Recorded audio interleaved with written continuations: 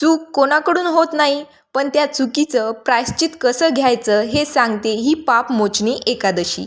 एक अप्सरा जी पिशाच कशी झाली आणि तिला पुन्हा तिचं रूप कसं मिळालं, बघा ही पौराणिक कथा.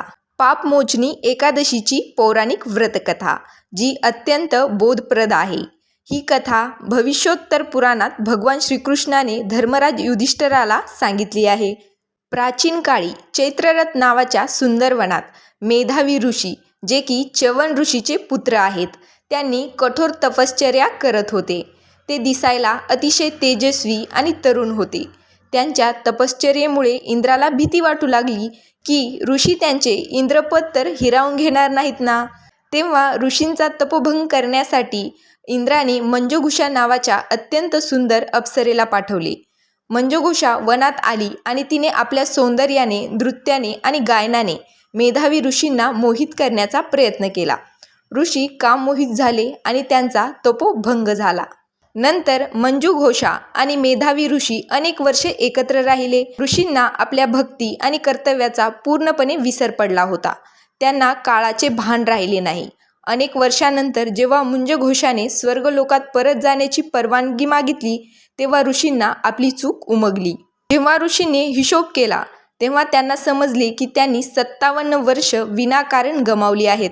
आपल्या तपश्चर्याचा नाश झाल्याचे पाहून ऋषींना प्रचंड राग आला. त्यांनी रागाच्या भरात मंजुघोषाला शाप दिला की तू पिशाच योनीत जाशील. तो शाप मिळताच मंजुघोषा ही पिशाच झाली. तिने पाय धरून ऋषींची क्षमा मागितली आणि शापातून मुक्तीचा मार्ग विचारला. तेव्हा ऋषींनी तिला सांगितले की चैत्र महिन्याच्या कृष्ण पक्षातील पापमोचनी एकादशीचे व्रत कर. या व्रताच्या प्रभावाने तुझी सर्व पापे नष्ट होतील आणि तू पुन्हा अप्सरा होशील. केवळ अप्सरेलाच नाही तर मेधावी ऋषींनाही स्वतःच्या कृत्याचा पश्चाताप झाला होता. ते आपले वडील च्यवन ऋषींकडे गेले. वडिलांनी त्यांनाही याच पापमोचनी एकादशीचे व्रत करण्याचा सल्ला दिला. मंजुघोषेने आणि मेधावी ऋषींनी विधिवत पापमोचनी एकादशीचे व्रत केले. या व्रताच्या प्रभावाने मंजुघोषा ही पिशाच योनीतून मुक्त होऊन पुन्हा सुंदर अप्सरा बनली आणि स्वर्गलोकात निघून गेली. आणि मेधावी ऋषींची सर्व पापेही धुवून गेली आणि त्यांची तपश्चर्या पुन्हा पूर्वीसारखी तेजस्वी झाली. या कथेतून मिळणारा संदेश म्हणजे माणसाकडून कितीही मोठे पाप किंवा चूक झाली तरी जर त्याने खऱ्या मनाने प्रायश्चित घेतले आणि पापमोचनी एकादशीचे व्रत जर केले, तर भगवान विष्णू त्याला क्षमा करतात आणि त्याला पुन्हा सन्मार्गावर आणतात.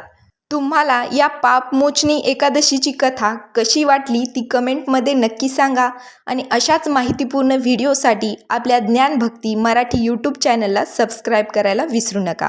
धन्यवाद.